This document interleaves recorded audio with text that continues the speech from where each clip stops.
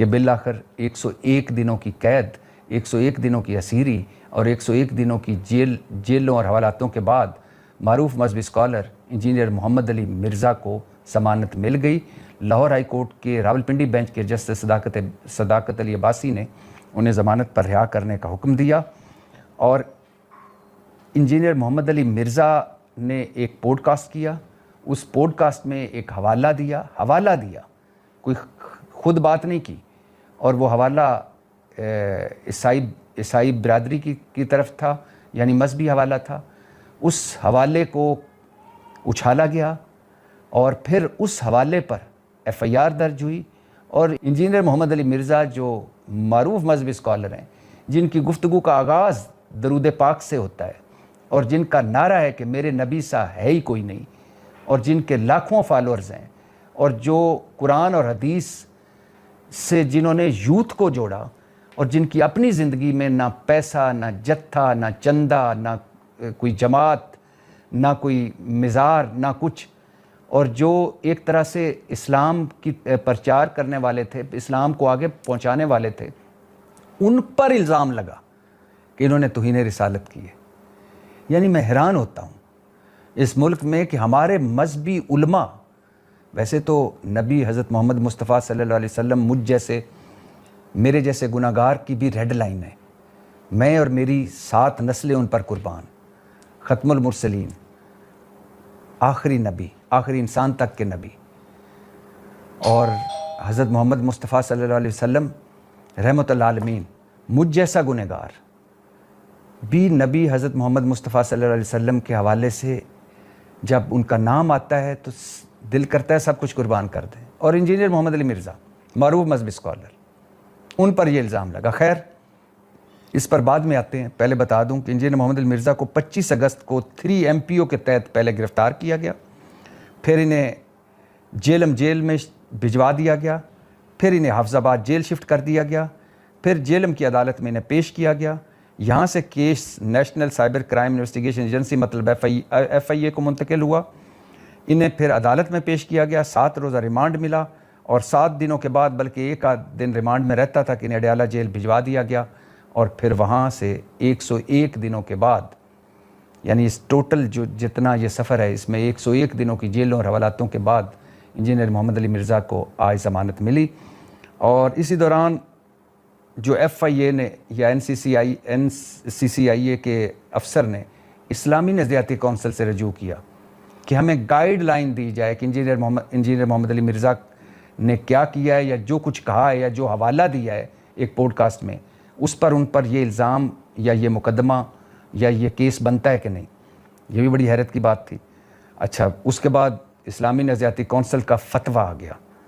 کہ ان کا جرم تو بہت سنگین ہے، اور یہ مقدس ہستی کے توہین کے مرتکب ہوئے، انہیں قرار واقعی سزا دی جائے۔ اسی دوران قرآن بورڈ کا بھی ان کے خلاف فتویٰ آ گیا۔ انجینئر محمد علی مرزا کا یہ بھی بتاتا چلوں کہ لوئر کورٹ میں ان کی ضمانت مسترد بھی ہوئی، اور پھر انہوں نے 3 جگہ پہ ہائی کورٹس میں 3 مختلف درخواستیں دیں۔ اسلام آباد ہائی کورٹ میں اسلامی نظریاتی کونسل کے فتوے کے خلاف درخواست تھی کہ اسلامی نظریاتی کونسل فتویٰ دینے کی مجاز نہیں ہے، اسلامی نظریاتی کونسل کا یہ دائرہ کار نہیں ہے کہ وہ کسی کے خلاف فتویٰ دے۔ تو اس پر جسٹس محسن اختر کیانی کیس سن رہے ہیں اسلام آباد ہائی کورٹ میں۔ لاہور ہائی کورٹ میں ان کا کیس قرآن بورڈ کے خلاف ہے کہ قرآن بورڈ کا کام قرآن کی اشاعت ہے، نہ کہ فتوے دینا، اور FIA یا NCCIA کے خلاف کہ انہوں نے بنا نوٹس، بنا تحقیق، بنا تفتیش مجھے گرفتار کیا، لہٰذا یہ کیس بھی ختم کیا جائے۔ اور پھر ان کی ایک درخواست ضمانت تھی لاہور ہائی کورٹ کے راولپنڈی بینچ میں،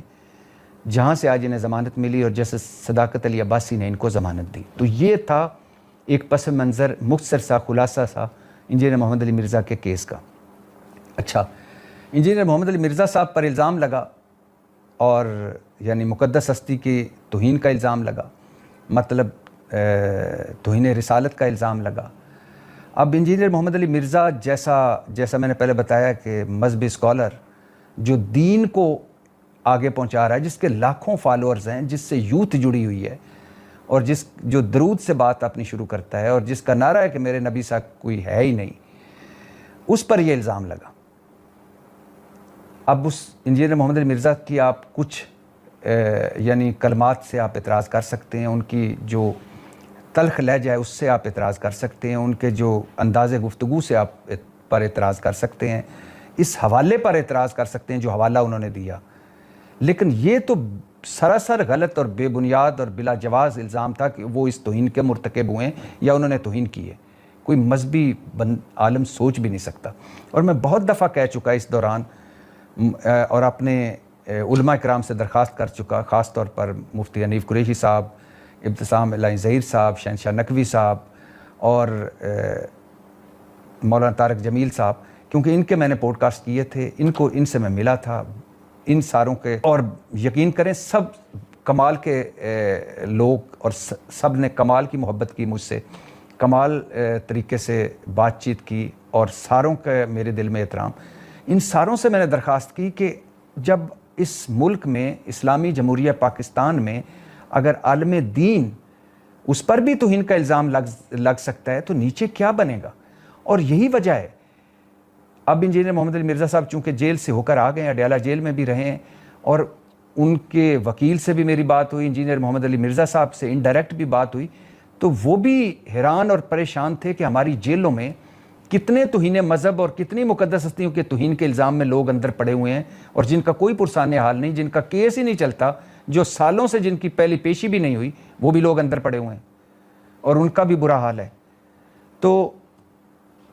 اور ان میں جتنے لوگ ہیں، سینکڑوں لوگ ہیں، ابھی تو کئی گروہ بھی سامنے آ گئے جس میں ایف آئی اے، جس میں اور لوگ تھے جو لوگوں کو پھنساتے تھے اس توہین مذہب میں۔ تو جتنے لوگ جیلوں میں ہیں ان میں سے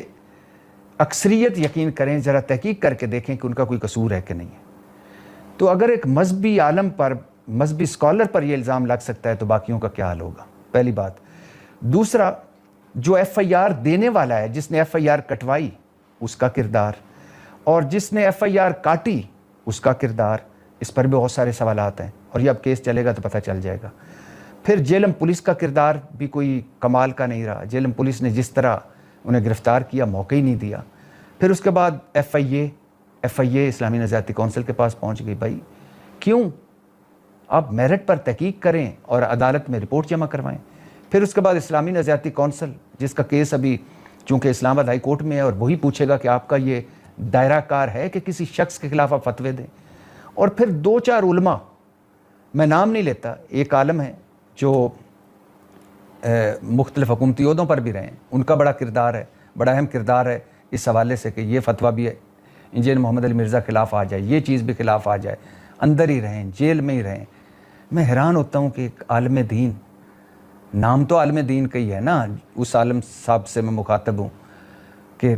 ہے تو عالم دین ہی نا، ایک عالم دین دوسرے عالم دین کے خلاف اس طرح، اور پھر مقدس ہستی کون سی ہے جس کا توہین کا الزام لگایا جا رہا ہے۔ اچھا، پھر قرآن بورڈ کا بھی دائرہ کار ہے فتویٰ دینے کا کہ نہیں؟ خیر، جہاں یہ ہوا، یہ سب کچھ ہوا، وہاں کچھ اچھا بھی ہوا۔ غامدی صاحب بولے اور کہا کہ وہ توہین رسالت یا توہین مذہب کے مرتکب نہیں ہوئے انجینئر صاحب۔ حسن الیاس صاحب، جواد نقوی صاحب، شہنشاہ نقوی صاحب، مفتی طارق مسعود صاحب، سب بولے اور اچھا بولے، اور اس کے علاوہ بہت سارے ہمارے صحافیوں نے اس پر آواز اٹھائی اور انہوں نے بھی بات کی۔ تو کہنے کا مقصد یہ ہے کہ انجینئر محمد علی مرزا صاحب کی تو ضمانت ہو گئی ہے، اور اب وہ کیس بھی لڑ لیں گے، اور ظاہر ہے کیس جس طرح کا ہے یہ ختم بھی ہو جائے گا۔ لیکن کب یہ سلسلہ ختم ہوگا کہ ہم مسلمان ایک دوسرے کے خلاف ایسے پرچے کروائیں گے کہ جس کی کوئی بنیاد ہی نہیں بنتی؟ میں نے پہلے کہا ہے نا کہ نبی حضرت محمد مصطفیٰ صلی اللہ علیہ وسلم پر تو ہماری جانیں قربان، اور تمام علماء میری نظر میں معتبر ہیں، لیکن تمام علماء جب تک اکٹھے نہیں بیٹھیں گے، جب تک اکٹھے بیٹھ کر کوئی لائے عمل نہیں بنائیں گے،